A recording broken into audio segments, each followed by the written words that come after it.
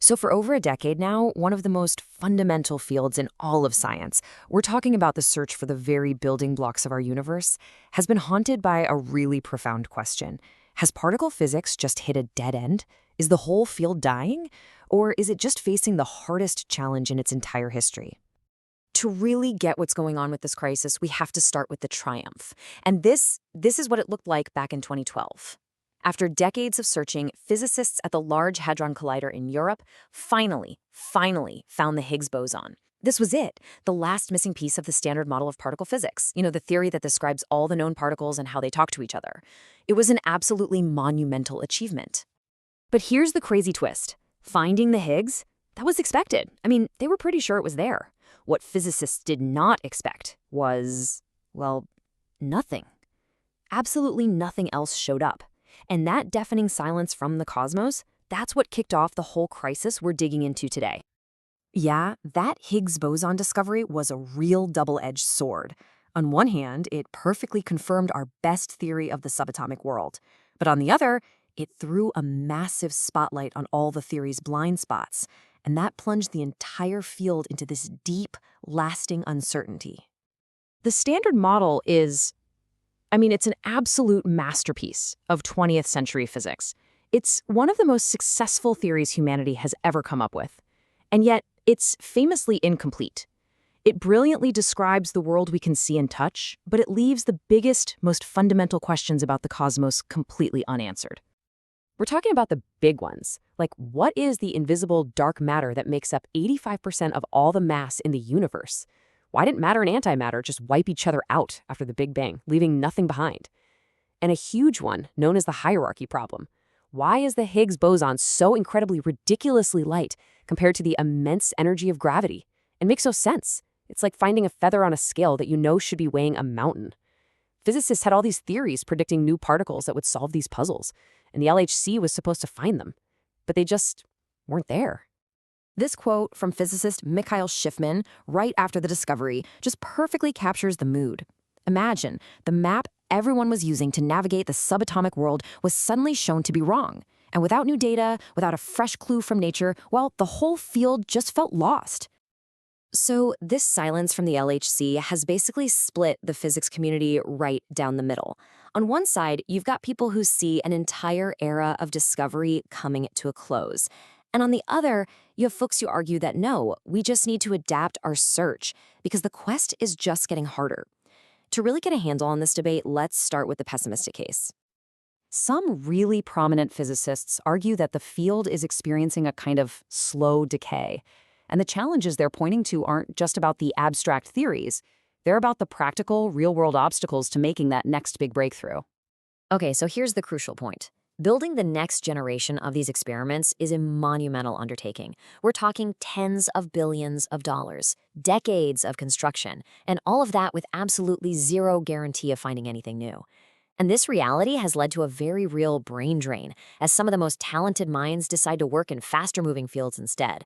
Physicist Adam Falkowski put it pretty bluntly way back in 2012. He pointed out that the promise of making an immediate impact in fields like artificial intelligence is just incredibly alluring when you compare it to the decades-long timelines of particle physics.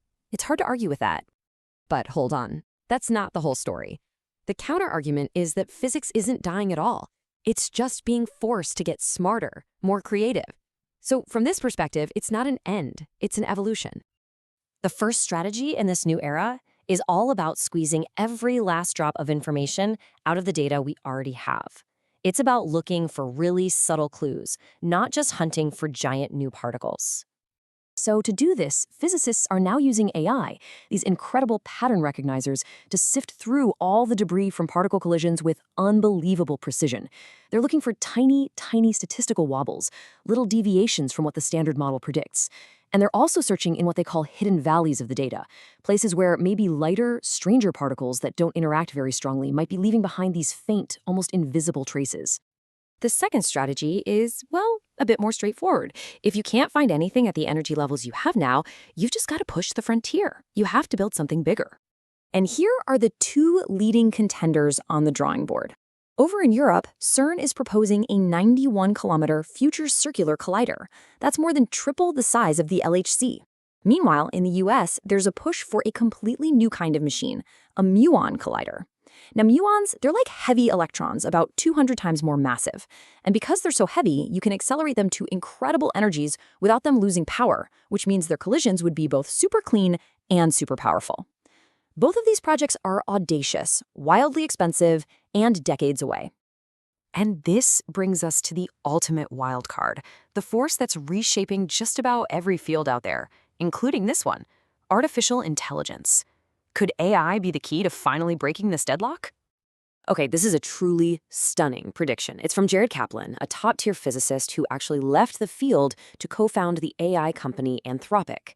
He's not just saying AI will be a useful tool. No, he believes that there's a 50% chance that in just a few years, AI will be generating theories as good as the ones from history's greatest minds, which could potentially make decades of human planning for new experiments completely irrelevant. But not everyone is sold on that idea, not by a long shot. Kari Cesarati, a theoretical physicist at CERN, she offers a really sharp counterpoint. She's worried that relying on AI is actually making students worse at the fundamentals, and that what's really needed is the opposite, deep human thought and creativity to come up with genuinely new ideas. And that right there brings us back to the core of the optimistic argument. The challenges are just immense. The easy discoveries, what one physicist called a lucky century, they might be over. But the most devoted physicists, they aren't giving up. For them, the field isn't dead. It's just incredibly, profoundly hard. When you look at an image like this, a simulation of the vast cosmic structures we still don't fully get, you really get a sense of the scale of the mystery. I mean, the goal has always been to find the fundamental laws that create all of this. And it all leads to a pretty disturbing thought. We might already have all the experimental clues we're ever going to get from the machines we have now. After a century of incredible progress, where each discovery seemed to just pave the way for the next, we're kind of left to wonder, is the universe simply planning on keeping the rest of its secrets to itself?